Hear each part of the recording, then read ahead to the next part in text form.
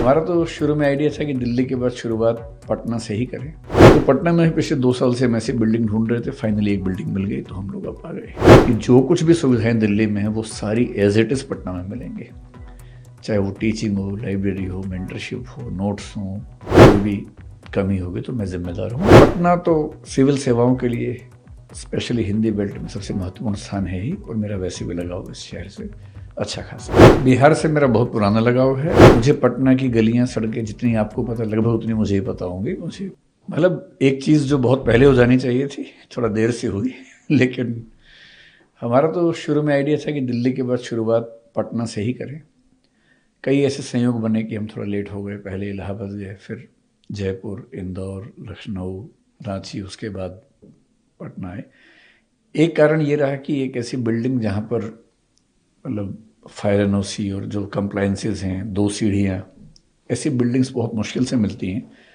तो पटना में पिछले 2 साल से हम ऐसी बिल्डिंग ढूंढ रहे थे, फाइनली एक बिल्डिंग मिल गई तो हम लोग अब आ गए। अगर बात की जाए तो स्पेशली यूपीएससी की तैयारी करने के लिए सबसे अधिक अगर बिहार दिल्ली में अगर भीड़ रहती है तो बिहार के लड़कों की रहती है। तो जो आप लोग अगर इस तरीके से अगर पटना में खोलेंगे या अदर सिटीज में खोलेंगे तो आपको लगता है कहीं ना कहीं, क्योंकि यहाँ के मोस्टली जो भी जाते हैं एक तरह से सब स्ट्रगलिंग फेज में ही रहते हैं मोस्टली, तो क्या उन लोगों को बेनिफिट यहीं पर मिलेगा जो दिल्ली से जाकर वो लेते थे? इसमें भी एक फैक्ट मैं थोड़ा करेक्ट कर देता हूँ। ये पहले की बात है कि बिहार के बच्चों का पार्टिसिपेशन सबसे ज़्यादा रहता था। आजकल दिल्ली में देखें तो तैयारी करने के मामले में यूपी सबसे ऊपर रहता है, उसके बाद एमपी और राजस्थान रहते हैं, या राजस्थान और एमपी, फिर बिहार का नंबर आता है। और ये बात इंग्लिश मीडियम में भी है, हिंदी मीडियम में भी है।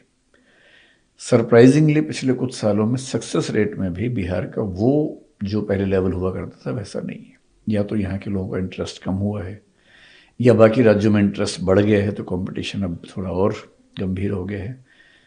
तो हमारे दिल्ली में या बाकी सेंटर्स में बिहार के बच्चों का उतना प्रोपोर्शन नहीं है जितना हम सोचते हैं कि होना चाहिए। हम जहाँ तक बात है कि पटना में क्या सुविधाएं दे पाएंगे, तो मैं बच्चों से यही कहता हूँ, आज मैंने क्लास में सारे विस्तार में समझाया भी, कि जो कुछ भी सुविधाएं दिल्ली में हैं वो सारी एज इट इज़ पटना में मिलेंगे।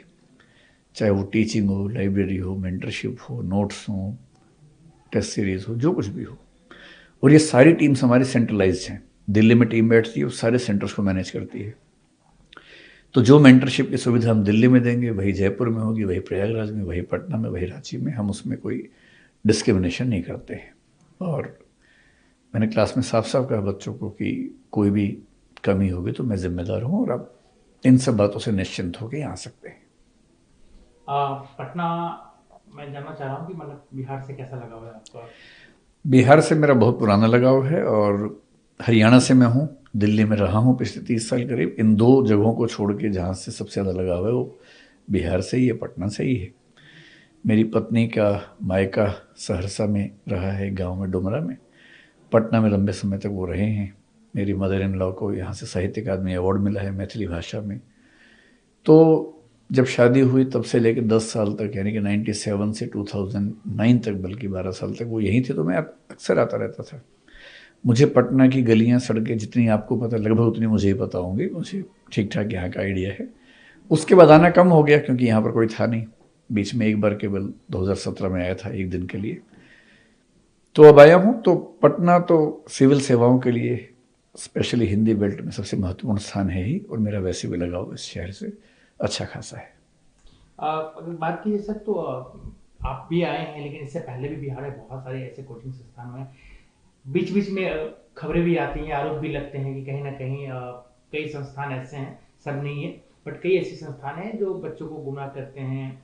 यहाँ पे भी इससे पहले भी कई प्रोटेस्ट हुआ, सब कुछ हुआ, आरोप लगे कि टीचर लोग ही, सर लोग ही मोटिवेट कर रहे थे कि तुम जाओ, ये करो, वो करो। इस सब आप कैसे देखते हैं, क्योंकि यहाँ पढ़ने के लिए बच्चे आते हैं और फिर वो बाद में राजनीति में चले जाते हैं। दिल्ली में भी ऐसे 1-2 वाक़ये हुए हैं जब हमने सुना कि ऐसे प्रेरित किया गया, लेकिन मेरा अपना मानना है कि स्टूडेंट्स का प्राइमरी इंटरेस्ट पढ़ना होता है। अगर कोई भी इंस्टीट्यूशन ठीक से उनको पढ़ा रहा है, उनकी ज़रूरतें जैसे टेस्ट सीरीज़ है या वो सब चीज़ें पूरी कर रहा है, मेंटरशिप दे रहा है, तो बच्चे ऐसे नहीं है कोई उनको यूं ही बरगला देगा। वो समझदार होते हैं, अपना हित अहित पहचानते हैं। हम ऐसी राजनीति में ना कभी उलझते हैं, ना चाहते हैं कि उलझें।